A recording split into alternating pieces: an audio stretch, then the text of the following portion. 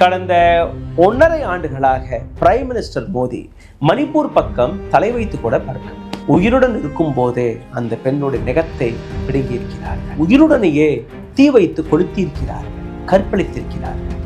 உங்களுடைய அரசியல்வாதிகளே, உங்களுடைய லீடர்ஸ்களே, பிஜேபியினர்களே இந்த நபரை நீங்க மாற்றுங்கள் என்று கூறியதற்கு பின்பு கூட உங்களால் மாற்ற முடியும். அங்க இருக்கக்கூடிய கவர்னர், இதே பிஜேபி சார்ந்த கவர்னர், அவர் ஸ்டேட்மெண்டை கொடுக்கிறார். Prime minister Modi should talk. Ooty naturals வழங்கும் ஹாப்பி கப்பிள்ஸ் மூலிகை பொடி ஆண்களின் நரம்பு பலவீனம், உடல் மற்றும் மனச்சோர்வு உள்ளிட்ட தீர்வாக இருக்கும் சிறந்த இயற்கை நிவாரணி. 30க்கும் மேற்பட்ட மூலிகைகளை கொண்டு இயற்கையான முறையில் 85 வருட பாரம்பரிய தயாரிப்பில் உருவான ஹாப்பி கப்பிள்ஸ். வணக்கம். தமிழ்நாட்டில் தேர்தல் நடந்தால் பிரைம் மினிஸ்டர் மோடியை பார்க்கலாம், ஹரியானாவில் நடந்தால் பிரைம் மினிஸ்டர் மோடியை பார்க்கலாம், டெல்லியில் நடந்தால் பிரைம் மினிஸ்டர் மோடியை பார்க்கலாம், மகாராஷ்டிரா, ஜார்க்கண்ட், கர்நாடகா எங்க தேர்தல் நடந்தாலும் பிரைம் மினிஸ்டர் மோடியை நீங்க பார்க்கலாம். ஒரே ஒரு இடத்தில் மட்டும்தான் prime minister Modi is missing. Where? It is Manipur. கடந்த 1.5 ஆண்டுகளாக பிரைம் மினிஸ்டர் மோடி மணிப்பூர் பக்கம் தலை வைத்து கூட பார்க்கவில்லை. மணிப்பூரை பற்றி பார்லிமெண்டில் பேசுவார், மணிப்பூரை பற்றி அமித்ஷாவை அனுப்பி அங்க இருக்கக்கூடிய நிலவரத்தை தெரிஞ்சு கொள்ள ஆசைப்படுவார். அங்க ஒரு சீஃப் மினிஸ்டரை வைத்து அங்க இருக்கக்கூடிய அரசியல் களத்தை தூரத்திலிருந்தே எட்டி பார்க்கக்கூடிய வேலையை பார்ப்பாரே ஒழிய மணிப்பூர் என்கிற அந்த வார்த்தையை கூட தன்னுடைய நாவில் கொண்டு வராத பிரைம் மினிஸ்டர் மீண்டும் ஒரு முறை மணிப்பூர் கொழுந்து விட்டு எரிந்து கொண்டிருக்கிறது. 2 நாட்களுக்கு முன்பு 31 வயதான ஒரு பெண்மணி, மைத்தி கம்யூனிட்டியை சார்ந்த பெண்மணி, 3 குழந்தைகளுடைய தாயார் எந்த அளவில் அந்த பெண்ணை டார்ச்சர் செய்திருக்கிறார் என்று பார்த்தீர்கள்னா, அந்த பெண்ணை உயிருடன் இருக்கும் போதே அந்த பெண்ணுடைய நெகத்தை பிடுங்கி இருக்கிறார்கள். அந்த பெண்ணை உயிருடனேயே தீ வைத்து கொளுத்தியிருக்கிறார்கள். அந்த பெண்ணை எந்த அளவில் சித்திரவதை செய்திருக்கிறார்கள் என்று பார்த்தீர்கள்னா, அந்த பெண்ணை கற்பழித்திருக்கிறார்கள். அந்த அளவில் கொடூரம் 2 நாட்களுக்கு முன்பு நடந்திருக்கிறது. ஒரு சிறிய ஸ்டேட்மெண்ட்டை கூட உங்களால் பார்க்க முடியாது. மணிப்பூரில் நடக்கக்கூடிய இது போன்ற பல்வேறு ரேப், டார்ச்சர்ஸ்கள் ஒவ்வொரு நாளும் அங்கே நடந்து கொண்டிருக்கிறது. மைத்தி, அல்லா, எதிரில் இருக்கக்கூடிய நாகாஸ், இது போன்ற கம்யூனிட்டிக்கு நடுவே நடக்கக்கூடிய பல்வேறு விஷயங்கள் ஒரு பக்கம். இந்த இடத்துல இருக்கக்கூடிய அடுத்த கேள்வி, இதே மணிப்பூரில் இருக்கக்கூடிய பிஜேபி தலைவர்கள், பிஜேபி எம்பி எம்எல்ஏக்கள், அவர்கள் பிரைம் மினிஸ்டர் மோடிக்கு நேரடியாக பலமுறை கடிதம் வழியாக இந்த கோரிக்கை எடுத்து வைத்திருக்கிறார்கள், இந்த நபரை உடனடியாக நீங்க மாற்றுங்கள். சீஃப் மினிஸ்டர் பிரேன் சிங் கடந்த 1.5 ஆண்டுகளாக எந்த விதமான ஆக்ஷன் எடுக்க முடியவில்லை. எங்க இருக்கக்கூடிய சிச்சுவேஷனை இதுவரை அவரால் கையில் எடுக்க முடியவில்லை. ஏப்ரல் 9ஆம் தேதி மணிப்பூர் சிச்சுவேஷனை பற்றி பிரைம் மினிஸ்டர் மோடி எந்த அளவில் பேசினாரோ, 3வது முறை 3.0 வரும்போது, அதற்கு முன்பு மணிப்பூருடைய மானா கூட இருக்காது. இது மட்டுமல்ல, ஆகஸ்ட் 15ஆம் தேதி செங்கோட்டையிலிருந்து எந்த அளவில் மணிப்பூரை பற்றி பேசினாரோ, இன்னைக்கு அவர் எங்க என்று நீங்க பார்த்தீர்கள்னா, இன்னைக்கு I think he was in Maharashtra, Mumbai, இன்னைக்கோ நேற்றோ அங்கே பிரச்சாரத்தில் இருந்தார். அப்போ மக்களிடம் இருக்கக்கூடிய ஓட்டிற்காக பிரைம் மினிஸ்டர் மோடியால் பேச முடிகிறது. ஆனால் மணிப்பூர் போன்ற இடங்களுக்கு போக முடியவில்லை. மணிப்பூர் போன்ற இடங்களுக்கு அங்கே இருக்கக்கூடிய பிரச்சனைகளை பற்றி எந்த விதமான வார்த்தையும் பேச முடியவில்லை.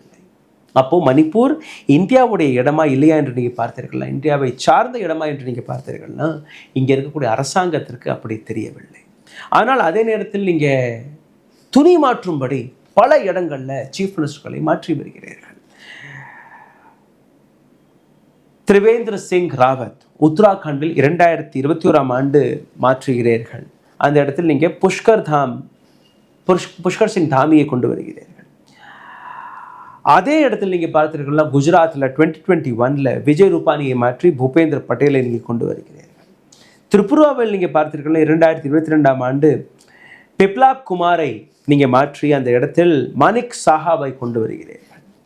கர்நாடகாவில் நீங்க பார்த்தீர்கள்னா BS எடியூரப்பாவை மாற்றி பசுவராய் பொம்மையை நீங்கள் கொண்டு வருகிறீர்கள். இமாச்சல பிரதேசத்தில் ஜெயராம் தாக்கூரை மாற்றிவிட்டு புதிய நபராக சுரேஷ் கஷ்யப்பை கொண்டு வருகிறீர்கள்.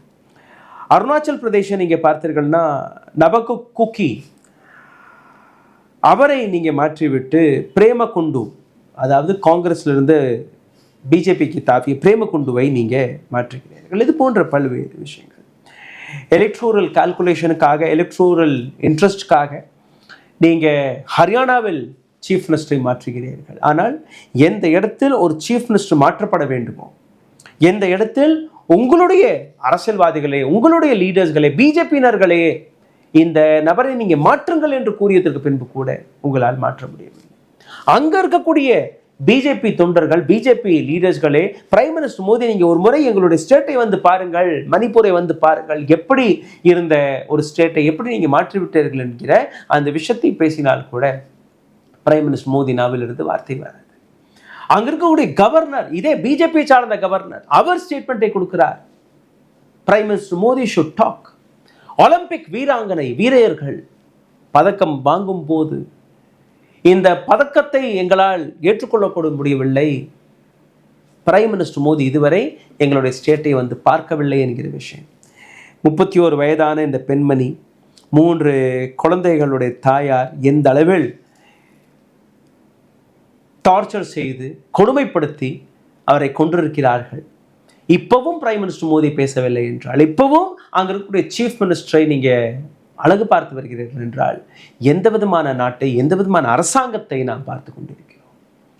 தேர்தலுக்காக எங்கே வேணாலும் போவீர்கள், எங்கே வேணாலும் அரசியல் பிரச்சாரத்தை செய்வீர்கள். பிரச்சனை என்று வரும்போது அமித்ஷாவை முன்னிறுத்தி விடுகிறீர்கள், பார்லிமெண்டில் போய் பேசுகிறீர்கள், கதைகிறீர்கள். மணிப்பூர் என்கிற விஷயத்தை வைத்து பார்லிமெண்டில் ஒரு டிஸ்கஷன் தேவை என்று கேட்கும் போது அதை நீங்கள் நடத்த மறுத்து வருகிறீர்கள். அதாவது நீங்களும் பேச மாட்டீர்கள், எதிர்க்கட்சியையும் பேச விட மாட்டீர்கள். அங்க இருக்கக்கூடிய எம்பிக்கள் அவர்கள் நேரடியாக வந்து பார்லிமெண்டில் பேச முயற்சித்தால் கூட அவர்களுக்கும் சரியான நேரத்தை ஒதுக்கி கொடுப்பதில்லை, அவர்களையும் பேச விடுவதில்லை. அப்போ மணிப்பூர் என்கிற இந்த இடத்தை இன்னும் எத்தனை நாட்கள் வரை பிஜேபி இப்ப இருக்கக்கூடிய சீஃப் மினிஸ்டர் பிரேன் சிங்கை வைத்தே நடத்த பார்க்கிறது? இன்னும் எத்தனை நாட்கள் வரை பிரைம் மினிஸ்டர் மோடி மற்ற இடங்களுக்கு போகும்படி, அங்க இருக்கக்கூடிய நபர்களுக்கு நீங்க மெசேஜஸ்களை கொடுக்கும்படி மணிப்பூர் எப்போதான் செல்வீர்கள் என்கிற அந்த கேள்விக்கான விடயத்தை எப்போ நீங்க கொடுப்பீர்கள் என்கிற இந்த கேள்வி வருகிறது. What is priority for you? என்ன முக்கியம் என்று நீங்க பார்த்தீர்கள்? இந்த நாட்டு மக்களா தேர்தலா என்று பார்த்தீர்கள்னா நிச்சயமாக ஆளக்கூடிய அரசாங்கத்திற்கு, கட்சிக்கு தேர்தல் மட்டும்தான் முக்கியம். இங்கே இருக்கக்கூடிய மக்கள் முக்கியம் கிடையாது என்பது மணிப்பூர் விஷயத்தை வைத்து உங்களால் புரிந்து கொள்ள முடியும். உங்களுடைய கருத்துக்கள் என்னவாக இருக்கிறது என்று கீழே கமெண்டில் எழுதுவீர்கள் என்று நம்புகிறேன். எங்களை ஆதரவு தெரிவிக்கக்கூடிய நபர்கள் உங்களுக்காக நன்றிகள் பல. மீதம் இருக்கக்கூடிய நபர்கள் தயவு செய்து இது போன்ற செய்திகளை ஷேர் செய்யுங்கள், லைக் போடுங்கள். இதை தாண்டி எங்களை சப்போர்ட் செய்ய நினைக்கக்கூடிய நபர்கள் கீழே எழுதியிருக்கக்கூடிய UPI ஐடியிலும் உங்களுடைய ஆதரவை தெரிவிக்கலாம். நன்றி, வணக்கம். ஊடகம் கார்ப்பரேட் அரசியல்வாதிகளின் கைப்பாவையாக, அடிமைகளாக இருந்தது போதும். இனி சாட்டை எடுத்து சுழற்றும் நேரம் வந்துவிட்டது. ஊடகம் பொதுமக்களாகிய உங்களுக்காக, உங்களாலேயே இயக்கப்பட வேண்டும். ஊடக சுதந்திரத்திற்காக உங்களின் பங்களிப்பை இன்றே அளித்திடுங்கள்.